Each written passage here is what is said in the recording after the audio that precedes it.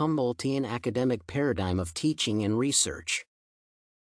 The idea of organizational culture helps in comprehending and analyzing the factors and variables that cause educational organizations like universities to be organized, dynamic, and effective. A variety of trends may be found by analyzing academic organizational culture. Additionally, it enables the development of improvement and reform initiatives for universities and schools management.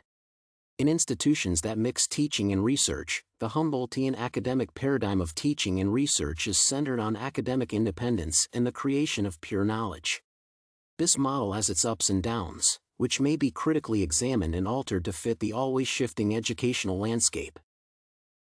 Understanding and assessing the variables that contribute to a school's or university's structure, growth, and fulfillment of its obligations is easier using organizational culture. The Humboldtian approach, which emphasizes the neo-humanist ideal of selfless learning and scholarly inquiry, is founded in the educational philosophy of the Enlightenment.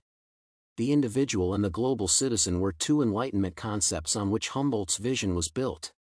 Humboldt felt that the university and education, in general, should enable students to develop their logical thinking in an atmosphere of academic freedom. This would enable them to become independent individuals and global citizens.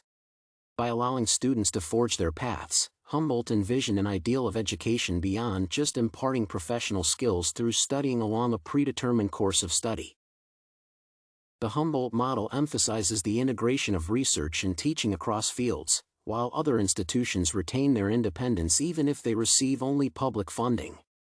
The faculty has complete autonomy over the production of subject matter and instructional strategies and the selection of research topics and methodology. According to the Humboldtian model, universities must be self-governing, grant academic independence, and combine teaching and research. As a result, science has become more cohesive, and all academic fields are represented inside the walls of a particular university. This strategy calls for constant contact and engagement among all university personnel so that students can integrate as learning researchers and researchers through close cooperation with their instructors. The foundational components of the Humboldt model were strengthened as universities committed to upholding the government, business sector, and society's expectations regarding the value of university research and educational outcomes. Academic independence is the basic tenet of the university system based on the Humboldt model. This implies that students and teachers are free to design their courses' subject matter and curriculum. The second tenet is the value of scientific inquiry and instruction. University teachers must be scientists who can perform scientific research, write for scientific publications, and participate actively in the modern scientific community. Humboldt developed this aspect to safeguard higher education against deterioration. The author also saw an organizational culture that went beyond educational environments. It should be highlighted that neither during Humboldt's lifetime nor afterward has the Humboldtian paradigm ever been fully fulfilled. However, many colleges, particularly in Europe, have used it as a vital source of inspiration for higher education. As a result, several components of the Humboldtian model are no longer relevant or need to be re-examined, particularly those that deal with the interaction between the state and institutions. Governments, businesses, and society are now putting their expectations on the full utilization and advantages of university research and education output, even if academic independence and self-government are still stressed. Particularly, criteria for usefulness and advantages are being added to tenders by state and international public grant providers. University proposal writers are very aware of this. Additionally, the present application procedures for professorships are designed to choose candidates with solid contacts outside of academia. From a contemporary vantage point, it is possible to infer from Humboldt's approach that did not see one field as intrinsically more significant than the other but that both are required to produce well-informed, whole persons. Philosophy is one of the most critical topics in the Humboldt model. However, many philosophers and historians contend that while philosophy may be used to discover the truth, freedom and truth are highly changeable concepts that are frequently the targets of propaganda and deception. So, the Humboldtian method has its disadvantages and critical points. It can be faulted for serving as a model for propagating aristocratic and bourgeois educational notions without including all facets of society.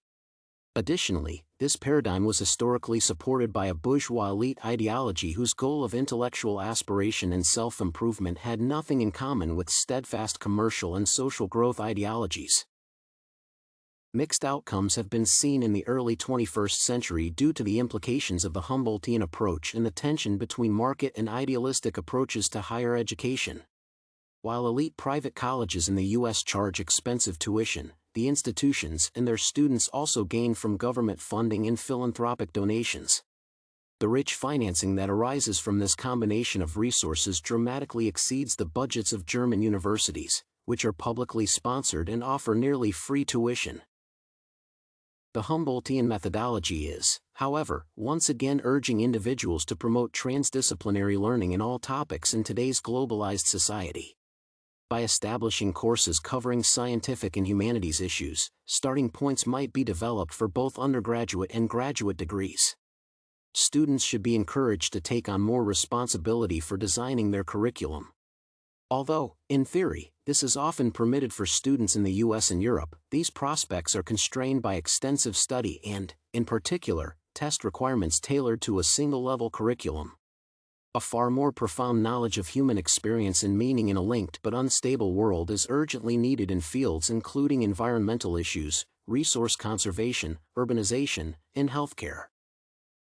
Naturally, since Humboldt's time, science, environment, and circumstances have changed, making it difficult to adopt his approach without any modifications.